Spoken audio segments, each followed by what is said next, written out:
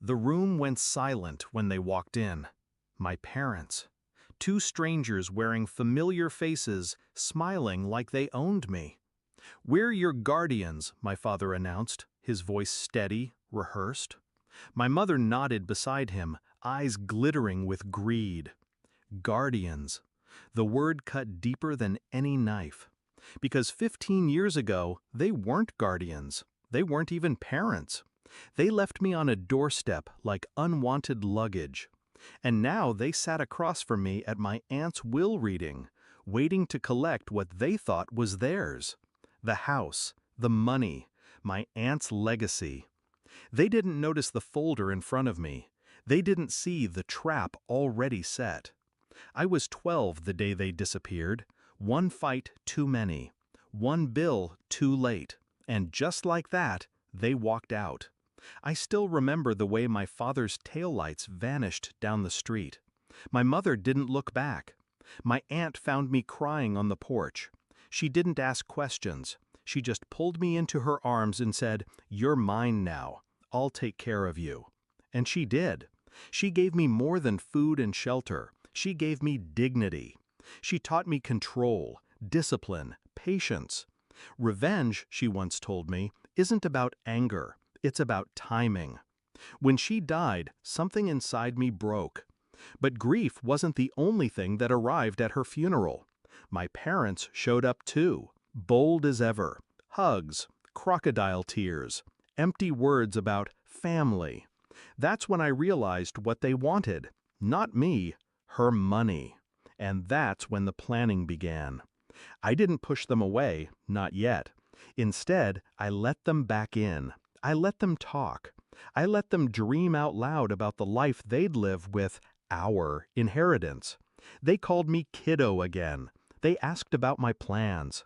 They tried to rewrite history with fake warmth. But every word they spoke was evidence. Every sentence exposed their greed. I saved every message, every voicemail, every desperate email asking when the estate would be settled. I kept my face calm, my voice steady, because you don't show your hand before the cards hit the table. At the will reading, I sat tall in my chair, hands folded. They were buzzing with excitement, whispering to each other like gamblers about to win big. Then the lawyer walked in. My lawyer, not theirs. The color drained from their faces when they saw him.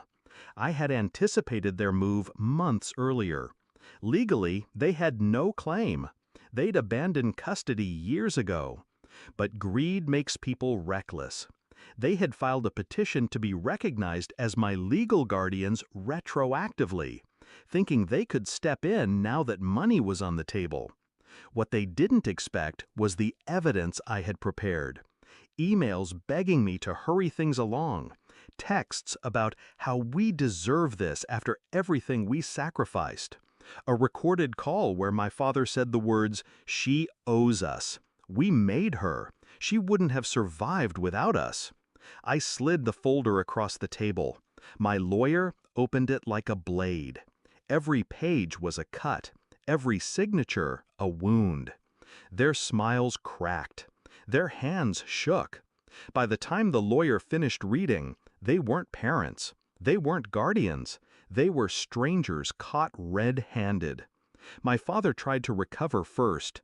He leaned forward, voice shaking. This is a mistake. We're family. Family." That word used to mean something. Now it was poison on his tongue. I looked him in the eye and said nothing. Silence was louder than anger. My mother reached for me then, tears pooling in her eyes. For a second, I saw fear, not of losing me, but of losing money. That was the moment I knew they were finished.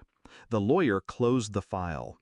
"For the record," he said, "these actions constitute fraud and could be grounds for legal charges. My client has chosen, mercifully, not to pursue them." Mercifully. That was my final gift to them. Not prison, not public shame. Just emptiness. They left the room pale, trembling, broken. They arrived expecting millions, and walked away with nothing but the weight of their failure. Afterward, the lawyer asked me if I wanted to press charges. I said no. My aunt once told me, "Some debts are paid not in court, but in silence." This was one of them. I live in the house now. It's quiet. Too big for one person maybe, but when I walk through its halls, I feel her presence. Her books on the shelves, her perfume lingering in the closets, her voice in the back of my mind reminding me patience, timing, control. I didn't just inherit her money, I inherited her strength. And when I think back to that day, the way my parents' faces collapsed when the truth cornered them, I don't feel guilt. I feel peace. Because revenge doesn't always scream. Sometimes it whispers. Sometimes it just walks out of a room and leaves you with nothing. That day, I left them exactly what they gave me 15 years ago. Nothing.